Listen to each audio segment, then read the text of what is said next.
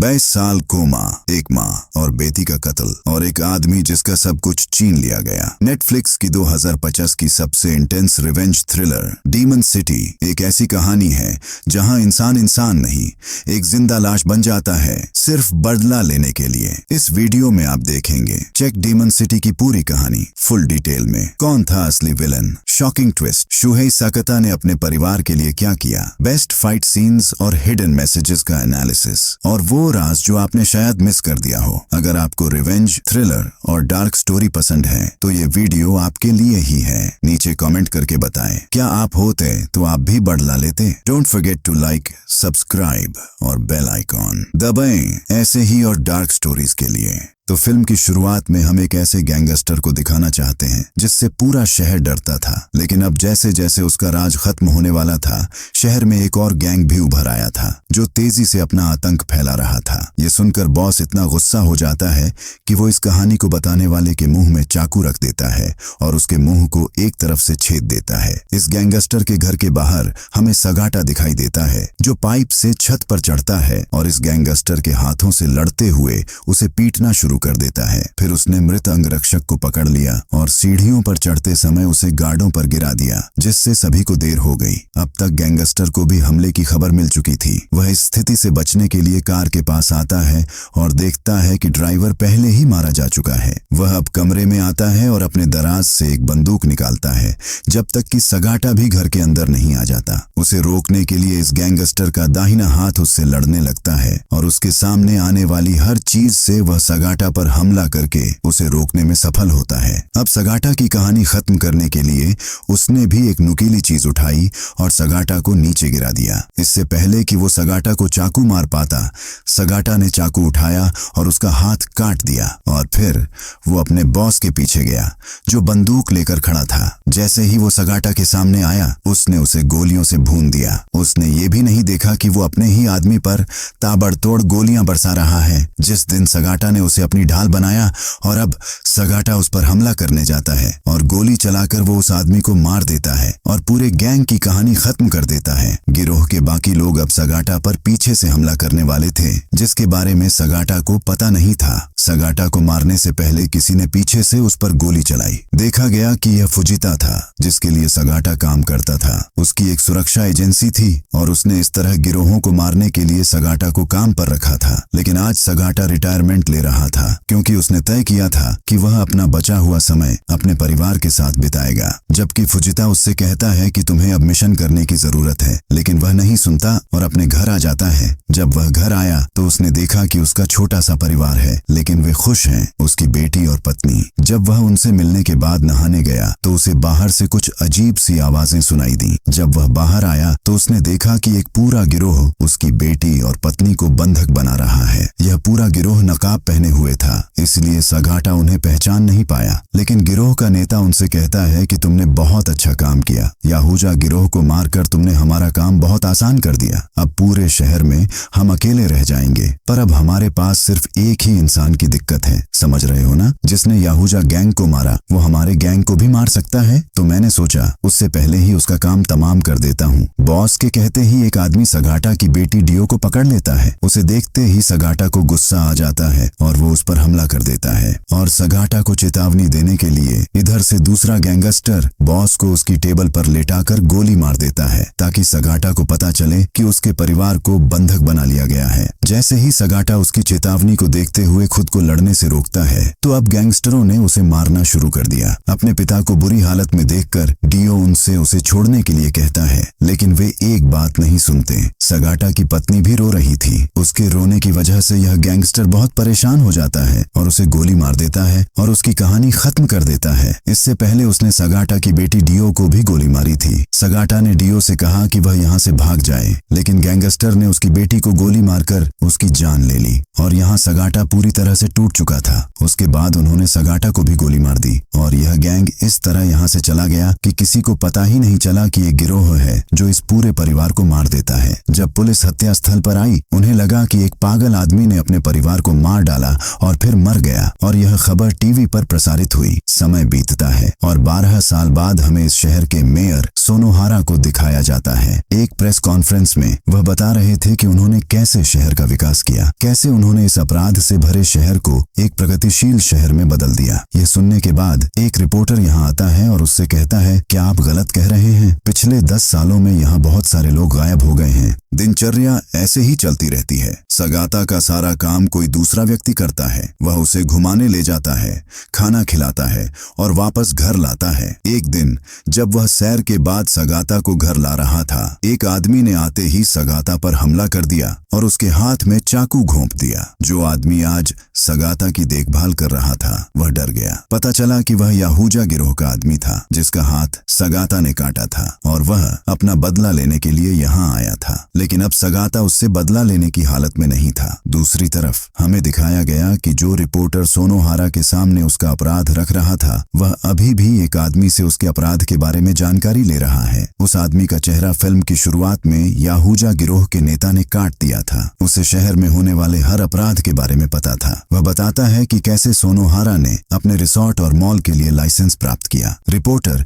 यह सब लिख रहा था। इसी बीच किसी ने उसकी कार का शीशा तोड़ दिया। उस आदमी ने नकाब पहना हुआ था। रिपोर्टर कार से भागने की कोशिश करता है लेकिन वह पकड़ा जाता है। नकाब पहने हुए उस आदमी ने सूचना देने वाले आदमी को भी पकड़ लिया। उसने बंदूक उसके मुंह में डाली, उसे गोली मारी और उसे मार डाला। फुजिता को उसका सिर कटा हुआ दिखाया गया। उसे अतीत की यादें थीं। वह जानती थी कि उसने गिरोह को सगाटा के परिवार के बारे में बता दिया था। वह गिरोह जिसने सगाटा के परिवार को मार डाला और उसे आज भी इस बात का पछतावा है, इसलिए वह सगाटा की देखभाल करता था। इधर अस्पताल में भर्ती एक पुलिस अधिकारी सगाटा के पास पहुंचता है और किसी काम से गार्ड को उसके पास भेजता है। यहाँ आते ही उसने नकाब पहन लिया। इसका मतलब है कि पुलिस अधिकारी भी केमांगमी गिरोह का हिस्सा था जिसने सगाटा के परिवार को मार डाला और अब वह सगाटा को खत्म करने आया था। वह ड्रिप में जहर का इंजेक्शन लगा रहा था और सगाटा उसे देख रहा था। उसके अंदर गुस्से और बदले की आग थी जिसने उसके लकवाग्रस्त शरीर में जान डाल दी। सगाटा ने अपनी ड्रिप उतारी और खुद को बिस्तर से नीचे गिरा लिया। फिर उसने इस आदमी को पीछे से पकड़ लिया और उसे नीचे गिरा दिया। लेकिन अब वह ज्यादा ताकतवर नहीं था, इसलिए अगली बार जब गैंगस्टर आया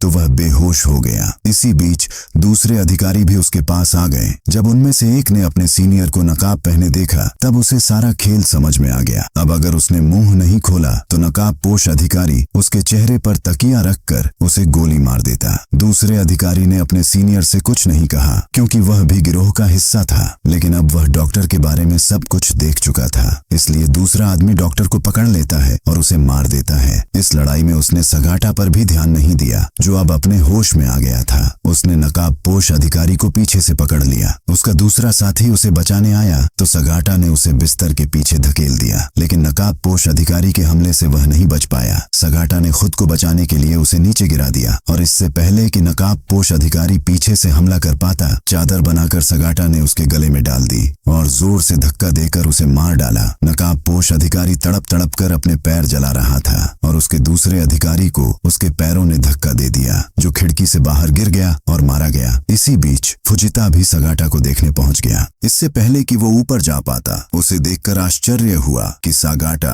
खुद उसके सामने आ रहा था। बाहर आते हुए उसने यहाँ से कुछ खाने का सामान उठाया और यहाँ उसे अपने परिवार की सारी यादें याद आने लगी। इधर केमांगमी गैंग के लीडर को खबर मिल चुकी थी कि सगाटा होश में आ चुका है। वो फुजिता को संदेश देता है कि सगाटा की लाश लेकर आए और सीन कटकर हमें दिखाता है कि थोड़ी देर में उसके गोदाम में एक लाश आ चुकी थी जहाँ बहुत सारी लड़कियां ड्रग्स पैक कर रही थीं। लेकिन ये सब शायद भ्रम था। लाश किसी और की थी क्योंकि गोदाम के बाहर सीसीटीवी में सगाटा सभी गार्ड से लड़ता हुआ दिखाई दे रहा था। गेट पर बैठा चौकीदार अब सगाटा की गाड़ी पर गोली चलाता है तो अंदर सगाटा के केयरटेकर को उसकी गोली लगती है और जब फुजिता बाहर आता है तो वो भी गोली लगने से घायल हो जाता है। लेकिन उसने हार नहीं मानी और अपने सामने गोली चलाने वाले को अपनी बंदूक से गोली मार दी। इधर जब सगाटा फैक्ट्री के अंदर आया तो उसने बहुत से लोगों से लड़ाई शुरू कर दी। एक एक करके वो एक एक व्यक्ति को मार रहा था और आगे बढ़ रहा था। किसी को पीछे से गिरा रहा था तो किसी का सिर दीवार पर मार रहा था। वो सबको मार रहा था और आगे बढ़ रहा था, लेकिन उसके आगे और भी लोग इंतजार कर रहे थे जो उस पर अलग अलग तरीके से हमला करते हैं, लेकिन सगाटा उन्हें एक ही तरीके से मारता है। जब सगाटा दूसरे आदमी से लड़ने लगा तो इधर एक आदमी पीछे से क्रेन लेकर आया और उसे मशीन में डाल दिया। जब सागाटा इस मशीन से नीचे गिरा तो उसने चाकू फेंका और उस आदमी की गर्दन पर वार कर दिया और वो वहीं मर गया। दूसरा आदमी कन्वेयर मशीन पर बैठा था और उस पर गोली चला रहा था। सागाटा ने एक बड़ी छलांग लगाई और कन्वेयर मशीन के अंदर चला गया। उसने अपनी बंदूक ली और उसे भी गोली मार दी और अपने साथ अपने कई साथियों को भी गोली मार दी। लेकिन लड़ाई अभी खत्म नहीं हुई थी। लोग अभी भी उसके पीछे थे। हर कदम पर कोई न कोई उसके सामने आ जाता और वह मारता हुआ आगे बढ़ रहा था। इस बार वह अपने परिवार का बदला लेने के लिए लड़ रहा था। वह केमांगमी के नेता से लड़ रहा था। वह अपनी दवाओं से लड़ने के लिए खुद को तैयार कर रहा था। जब वो ऊपर पहुंचा तो उसने देखा कि नेता पहले ही जा चुका था और उसने अपने फोन पर एक बटन दबाया और पूरी बिल्डिंग जल गई जिसमें सागाटा अंदर था। अब जिस आदमी ने इस बिल्डिंग को जलाया था उसे नेता का फोन आया जो सागाटा को मारने के लिए उसे बधाई दे रहा था। वो कोई समलैंगिक नेता नहीं था। वो अपनी सफलता का जश्न मना रहा था। लेकिन सब कुछ गलत होता दिख रहा था क्योंकि सागाटा ने खुद को कंबल में छिपा लिया था और सुरक्षित बाहर आ गया था। उस आदमी के पैर कांपने लगे और सिपाही भी डर गया। उसने सागाटा के सामने कबूल किया, उस दिन मैंने ही उस गैंग को तुम्हारे परिवार के बारे में बताया था।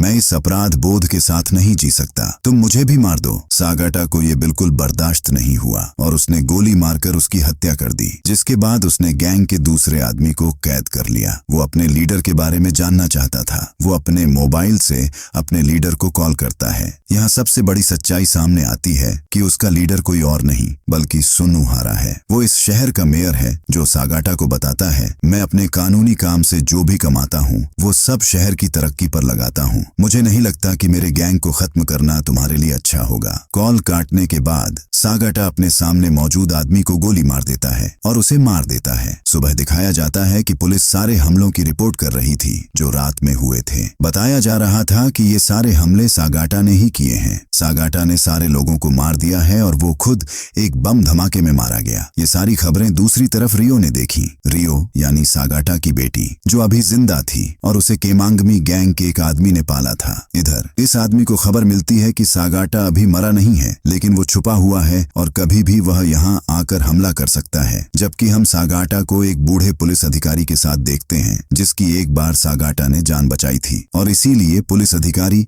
उसके लिए सारी खबरें लाया करता था। वो सागाटा को ये खुशखबरी देता है कि उस दिन उसकी बेटी रियो बच गई थी क्योंकि केमांगमी गैंग के लीडर ने अपनी बेटी को नहीं बल्कि उसकी जुड़वा बहन को गोली मारी थी। वो सागाटा से कहता है, मुझे लगता है उसने तुम्हारी बेटी को अपनी सुरक्षा एजेंसी में रखा होगा। जैसे ही उसने यह सुना सागाटा ने उस पुलिस अधिकारी की बंदूक उठाई और तुरंत उस सुरक्षा एजेंसी के लिए निकल पड़ा। वहां लोगों को मारता हुआ वह इस उम्मीद से अंदर गया कि रियो अंदर होगा लेकिन वह दिखाई नहीं दिया। रियो वास्तव में यहाँ छिपा हुआ था। उससे डरता था क्योंकि अभी अभी उसने रिपोर्ट में देखा था कि सागाटा एक बुरा आदमी है और वह सबको मार रहा है। दरअसल वह सागाटा के बारे में सब कुछ भूल गया था इससे पहले कि वह रियो को ढूंढ पाता। यहाँ रियो की देखभाल करने के लिए एक आदमी आता है जिसने आते ही सागाटा पर हमला कर दिया था। सागाटा भी पीछे मुड़कर उसे मार देता है और रियो डर के मारे यहाँ से भागने लगता है। दोनों में कड़ी टक्कर होती है। वो गैंगस्टर सागाटा पर बंदूक से गोली चलाने की कोशिश करता है लेकिन सागाटा उसकी बंदूक का वार दूसरी तरफ कर देता है तो उसके बगल में लेटा वो आदमी सागाटा का सिर मार देता है और खुद को बचा लेता है। अब वो उसका अपमान करना शुरू कर देता है। जब ये आदमी बोलता है सागाटा उसे पहचान जाता है कि ये वही आदमी है जिसने उसकी पत्नी को मारा था। इससे पहले कि वो अपनी पत्नी का बदला ले उसकी बेटी रियो पीछे से आती है और उस पर तीर से हमला कर देती है। सागाटा खिड़की से नीचे गिर जाता है। जब वो नीचे गिरा सागाटा वहां से गायब हो गया क्योंकि हमें दिखाया गया था कि सागाटा को उसके सह पुलिसकर्मी ले गए हैं। वो सुरक्षित जगह पर पहुंचता है। वहां वो सागाटा का तीर निकालता है और उसे पट्टी बांधता है। तभी उसे सोनोहारा का फोन आता है जिसे सीवीसी से पता चला कि वो सागाटा को लेकर भाग गया है। अब वो सागाटा से फोन मांगता है। सोनोहारा सागाटा से कहता है, अगर तुम अपनी बेटी को फिर से देखना चाहते हो तो रिसोर्ट में आ जाओ बिना कोई परेशानी दिए। सागाटा भी चला गया। सबसे पहले वो अपने गुप्त स्थान पर गया। वहां से उसने अपनी तेज कार और कुछ हथियार लिए और फिर रिसोर्ट के लिए निकल गया जहां दिखाया गया कि रियो एक कमरे में बंद है। इस रिसोर्ट में सबका ध्यान बंटाने के लिए सागाटा की खाली कार आती है जबकि सागाटा दूसरी तरफ से रिसोर्ट में प्रवेश करता है। वो सुरक्षा गार्ड के सामने बैठ जाता है और सीढ़ियों पर चढ़ने की कोशिश करता है। सीढ़ियों में सभी लोग, वो सबको बेरहमी से मार रहा था। सबको मारना आसान था, लेकिन जब वो आखिरी सीढ़ी पर पहुंचा, यहाँ एक आदमी अपनी तलवार से सागाटा को घायल कर देता है। अपने दर्द को एक तरफ रखते हुए सागाटा ने सबसे पहले इस आदमी को मारा और फिर आखिरकार वह ऊपर पहुंच गया। जैसे ही वह इस मंजिल पर आया, सागाटा का सामना एक नकाबपोश आदमी से हुआ। उसके कौशल वास्तव में सागाटा के स्तर के थे। उसके साथ लड़ते हुए सागाटा को वास्तव में कठिन समय लगा, लेकिन आखिरकार सागाटा ने उसे हरा दिया। लेकिन लड़ाई अभी खत्म नहीं हुई थी। सीढ़ियों से कई और गार्ड उसे मारने आए। उसे गोली मारते हुए वह लिफ्ट में सबसे ऊपर पहुंच गया। वह इस मंजिल पर रियो से मिलने वाला था। जब रियो ने उसे देखा, वो चौंक गई। रियो उसे पहचान नहीं पाया। रियो को देखकर सागाटा बहुत भावुक हो गया था और उसके भावनात्मक विनाश का फायदा उठाते हुए एक नकाबपोश आदमी उस पर पीछे से हमला करता है और उसे बेहोश कर देता है। और फिर यहाँ सुनोहारा की एंट्री होती है। उसके बाल पकड़े हुए सागाटा को ऊपर दिखाया गया है और सुनोहारा उसे सुनाना शुरू करता है शहर के राक्षस की कहानी, जो वो खुद था। वो सागाटा को बताता है, इस राक्षस को बिल्कुल भी दया नहीं आई। देख, मैं अभी तेरी बेटी को मार डालूंगा। उसने अब अपनी तलवार रियो की गर्दन पर रख दी थी, जबकि सागाटा तड़प रहा था। यह दृश्य देखने के बाद रियो को सब याद आ जाता है, कैसे बचपन में अपने पिता को बचाने के लिए वह इन लोगों के सामने भीख मांग रही थी और बंदूक उस पर तान दी गई थी। वह अब अपने पिता को पहचान चुकी थी। इसी बीच ताकागोवा, वह पुलिस अधिकारी जो हमेशा सागाटा की मदद करता था, वह भी आ जाता है। वह यहाँ मौजूद कुछ लोगों को मार देता है और सागाटा रियो की जान बचाने के लिए उसे यहाँ से भाग जाने के लिए कहता है। सागाटा अब यहाँ मौजूद आखिरी नकाबपोश से लड़ रहा था। उसके कौशल वाकई बहुत अच्छे थे, यहाँ तक कि सागाटा उससे कई बार हारने लगा, लेकिन उसने उम्मीद नहीं खोई, क्योंकि वो अपनी बेटी के साथ रहना चाहता था।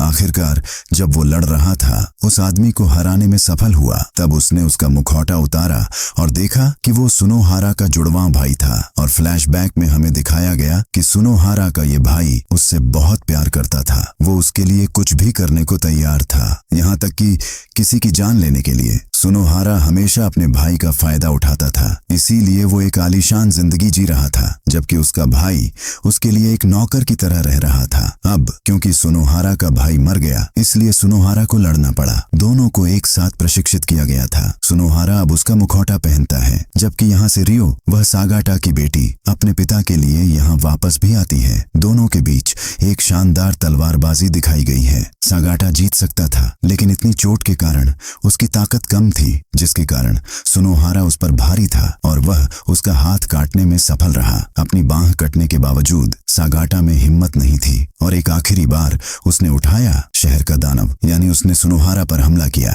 जिसके कारण उसका मुखौटा गिर गया और उसका सिर भी घायल हो गया, जिसके कारण वह वहीं मर गया। और यह सारी लड़ाई रियो ने अपनी आंखों से देखी। उसने अपने पिता का कटा हुआ हाथ देखा। उसने अपने पिता को चिंतित देखा। इससे पहले कि वह अपने पिता के पास जाए, यहाँ वह आदमी आता है जिसने रियो का पालन पोषण किया। रियो उसे देखना भी नहीं चाहता था। फिर वह उससे कहता है, मैं तुम्हारा असली पिता हूँ, मैंने तुम्हें पाला है। इससे पहले कि वह रियो के करीब आता, पीछे से सागाटा वह उसे भी अपनी तलवार से काट देता है। उसके बाद वो रियो के करीब आया और रियो को गले लगाया। उसने आखिरी बार अपनी बेटी से अपने प्यार का इजहार किया और यहीं उसने अपनी बेटी को गले लगाया और मर गया। थोड़ी देर बाद इस बिल्डिंग में भीड़ लग गई। पुलिस आ गई, दमकल की गाड़ियां आ गईं, बचाव दल आ गया, जिसने यहाँ से लाशें उठानी शुरू कर दी। दिखाया गया कि उनमें से एक जिंदा था और वो कोई और नहीं बल्कि सोनूहारा का जुड़वा भाई था। थोड़ी देर बाद दिखाया गया कि सोनूहारा का भाई अपने चेहरे पर लगे घाव के सहारे अपने भाई की जगह चुनाव जीत जाता है अपने भाई के नाम पर और इस शहर का नया मेयर बन जाता है। मेयर का इंटरव्यू देने के बाद दिखाया जाता है कि उसने नेता का मुखौटा पहना हुआ था। इसका मतलब है वो सोनूहारा की हैसियत का लुत्फ उठा रहा था।